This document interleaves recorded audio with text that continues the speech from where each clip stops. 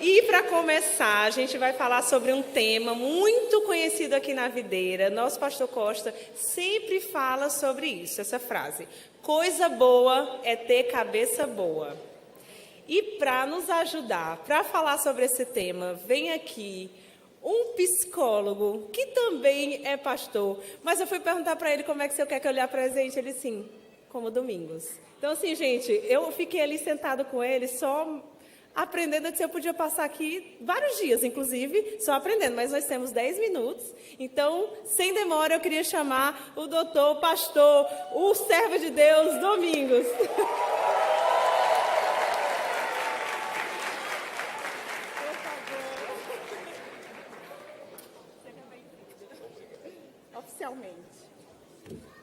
Por favor, se apresente para eles conhecerem um pouquinho do quanto o senhor é incrível. Gente, eu fui stalkear ele no Instagram e meu marido é, assim, um admirador muito grande dele. Então, eu estou bem feliz de estar aqui. Coisa boa. Bom, primeiro, obrigado pelo convite. Muito bom estar aqui com vocês hoje à tarde. Só um pouquinho, né? Ok. Pronto. E, assim, de fato, é muito especial, né? A gente falar sobre Deus, a gente falar sobre saúde mental. E, na verdade, quando a gente está falando sobre Deus, a gente está falando verdadeiramente sobre saúde mental, sobre equilíbrio, sobre como viver uma vida que, de fato, vale.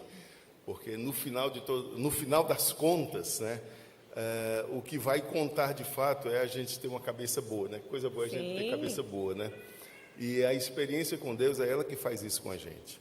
Eu sou, como a Denise falou, eu sou Domingos, eu servi como pastor por 36 anos, e hoje eu estou aposentado como pastor, mas estou servindo, cuidando de ovelhas dentro do consultório, né? E tem sido realmente um ministério sensacional, tem sido fantástico, né? E ver o amor que Deus tem individualmente pelas pessoas é impressionante. Deus ama, de fato, cada pessoa, cada história, e Ele está presente em cada dor. Então, assim, nesse ministério, como psicólogo, eu estava até comentando com a Denise, eu já vi um ateu, e eu nunca tinha falado, né? Olha, eu exerci o ministério pastor, nada. Mas um ateu chegar um dia e dizer assim, cara, eu tive uma experiência com Deus, e eu gostaria, não sei porquê, mas eu queria muito que você orasse por mim. Não sei nem se você sabe orar. Eu digo, sei. Então, assim, Deus se preocupa individualmente, né, Denise? E aí eu vou direto ao ponto, né? Nosso tempo ali correndo, mas assim, hoje em dia a sociedade, dentro e fora da igreja, a gente ouve muito falar sobre ansiedade, sobre medo, sobre síndrome tantas coisas, né? Muitas doenças, né, na mente. Então, quando a gente traz esse assunto, como ter cabeça boa, né, de forma prática é mais delicado, mas qual exercício, qual forma, para todo mundo aqui que está dentro da igreja, são voluntários, mas que também estão propícios a terem algumas coisas, né? Você estava me falando ali uns caminhos maravilhosos. Essa questão da saúde mental, assim, é muito importante a gente entender que ter problema é normal, ter angústia é normal, né? É impossível tentar viver uma vida sem ansiedade, tentar viver uma vida sem dores, sem angústia. Isso é ilusão, é irreal, não existe. E o fato não é se a gente vai ter dor na alma, que a gente vai ter dor na alma. O fato é como a gente lida com a dor na alma.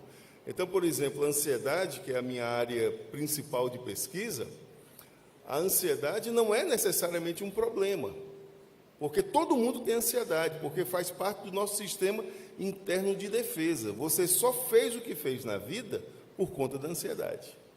Só que, quando é que a ansiedade começa a se tornar um problema? Quando a gente começa a mudar o comportamento na tentativa de não sentir aquela dor.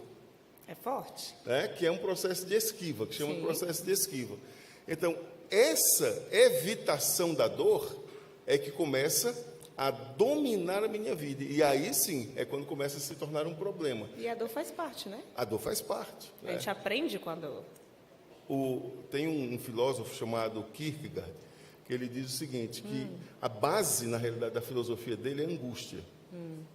Porque ele diz que a angústia é o que move o ser humano. E ele era um cristão protestante. Né? Então, é o pai do existencialismo. Né? Então, ele diz assim, olha, primeiro salto que o ser humano dá é por causa da angústia. E ele vai em busca do prazer, para viver bem. Aí ele encontra o vazio. Aí ele dá o segundo salto, que é a ética, a moral. E ele fica bem, mas só que ele sente vazio. E aí ele dá o grande salto, que é na direção de Deus, que é onde ele preenche.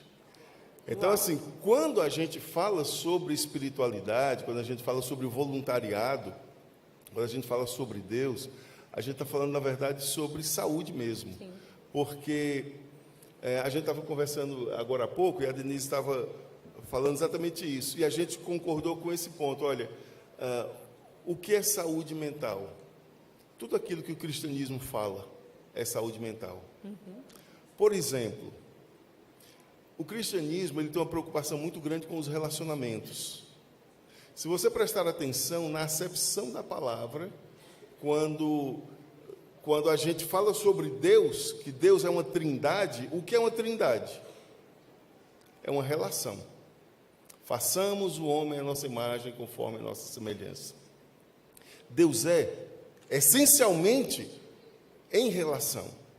Não há Pai sem Filho e sem Espírito Santo. Relação perfeita. Não é de se estranhar que uma das maiores feridas do ser humano é a ferida das relações. Verdade. E é justamente aqui onde o cristianismo faz aquele corte tramontina, né, cirúrgico. Porque quando, por exemplo, a Bíblia nos diz a respeito do perdão, porque olha só, perdão, confissão de pecados, oração, todas essas disciplinas que são conhecidas como disciplinas espirituais, produzem saúde mental. Mas para que produza saúde mental, eu preciso entendê-las como processos de Deus na minha vida, e não como ações isoladas e estanques. Por exemplo, às vezes a gente pode orar, mas não se relacionar com Deus, ou não pode? Qual é o mais excelente? É relacionar-se com Deus. E para nos relacionarmos com Deus, a gente pode, por exemplo, estar simplesmente calado na presença dEle, desfrutando a presença dEle. Se relacionando de verdade. Se relacionando. Né? Então, a grande questão é a essência. Por que eu estou fazendo? Perdão é uma decisão. Eu posso simplesmente perdoar de boca, não posso? Pode. Mas se eu entender o perdão como uma transformação em minha vida e uma transformação na vida da outra pessoa, isso é saúde mental. Uau, é isso mesmo. Em termos técnicos, uma das grandes feridas que o ser humano tem, como eu disse agora há pouco, é a ferida relacional. São os chamados danos de vinculação que começam a acontecer desde quando a gente começa a se entender por gente. É impressionante. Não tem aquele negócio que diz, uma brincadeira, né, que diz que tudo é culpa dos pais? Sim. Né? E é mesmo. A mãe ouvindo isso, preocupada. Só que os pais também tiveram pais. Isso, e tiveram os pais, e os avós, e os bisavós. E vem esse processo, porque não é intencional. Né? A gente é pai e mãe, né, Denise? A gente erra por amor, né? Mas a gente erra. Mas a gente erra, né? Então, onde é que vem o processo de saúde mental? É quando a gente começa a fazer as pazes com a vida como um todo. A Bíblia respira saúde mental. Eu gosto muito, muito dos textos do Salomão. Quando ele escreve no Eclesiastes capítulo 3, ali é uma aula sobre saúde mental. Quando ele fala assim: para tudo há um tempo, para tudo há um propósito debaixo do sol. Há tempo de nascer e tempo de morrer. Há tempo de abraçar e tempo de deixar de abraçar. Há tempo de chorar e tempo de sorrir. Há tempo de plantar e tempo de colher. Você já prestou atenção que o que Salomão está dizendo é que todas as experiências da vida são válidas? Isso é saúde mental. É o que chama de flexibilidade psicológica. Uau. É você ter a capacidade de, quando está num problema, você elastece. Porque você sabe, resiliência, porque você sabe que volta. É a natureza das coisas. O problema é que a gente, às vezes, confunde pensamentos com fatos concretos. Pensamentos não são fatos. Sentimentos não são fatos. Mas a gente fica rodando nos pensamentos e sentimentos. Porque a gente quer uma vida que seja só o abraçar, o rir, o colher. A gente não quer uma vida que tenha o chorar, o deixar de abraçar, o plantar. Mas preste atenção que em todo tempo a Bíblia está chamando a gente para o equilíbrio. Então, o que é saúde mental? Saúde mental é tudo aquilo que a Bíblia diz para você fazer. Contanto que você entenda aquilo não como legalismo de um mandamento apenas, mas como um processo de caminhada para dentro. Porque é esse o convite que Deus está fazendo, de caminhar para dentro. É isso que estou à porta e bato, que é a porta do nosso coração, Apocalipse 3:20. Então é para dentro que Ele está chamando a gente. E estar disposto a essa jornada, eu digo isso, eu me converti em 1983, cheio de feridas, cheio de marcas. E ao longo desses mais de 40 anos servindo, amando a Deus, né? É por aí, né? Eu nem fiz as contas. Eu fiz, é perto da minha idade. Então, Deus tem curado a minha alma. Deus tem transformado a minha vida. Amém. Então, o que a gente pode dizer sobre saúde mental? Andar com Deus é o que produz saúde mental. Eu preciso que ele fale algo especificamente, que a gente conversou, né? A gente tem a ilusão de que quando a gente se converte, a vida vai ficar incrível, né? Vem, aceita Jesus, que suas dores vão embora. E aí a gente não cresceria, né? Como o senhor já disse. Mas a gente conversando ali, né, falou sobre esse que não é assim. Aí que as lutas vêm, que as coisas acontecem, e a gente não pode deixar, não tem como a gente impedir do outro fazer com a gente, né? O perdão, enfim, a gente tem que exercitar isso. Mas o senhor contou, dentro desse contexto, a história lá de um escritor, de um livro, né? E eu queria muito que a gente terminasse, nem queria terminar, tá? Estou com vocês. Mas, falando sobre isso, porque me impactou muito, e eu creio que vai impactar a vida de vocês também. Perfeito. Tem um pensador, na realidade ele é um médico, foi um médico austríaco chamado Viktor Frankl, que criou uma abordagem da psicologia que é conhecido como logoterapia, que é a cura pelo sentido. Ele trabalha muito a questão do sentido da vida. O livro conhecido dele é Em Busca de Sentido, um médico no campo de concentração. Como ele era judeu, então ele passou por Auschwitz, campo de concentração nazista, e por Birkenau. E no momento em que ele estava sendo despido, né, então os soldados tirando o anel de formatura dele, jogando numa caixa, tirando o sobretudo, o chapéu, todos aqueles símbolos de um homem próspero. De dignidade, né? De dignidade, estavam sendo retirados dele. E ele pensou assim consigo mesmo: esses homens podem tirar tudo de mim, menos uma coisa, a liberdade que eu tenho de como eu vou responder a tudo isso. Então, ele é autor de uma frase: quem tem um quê enfrenta qualquer como.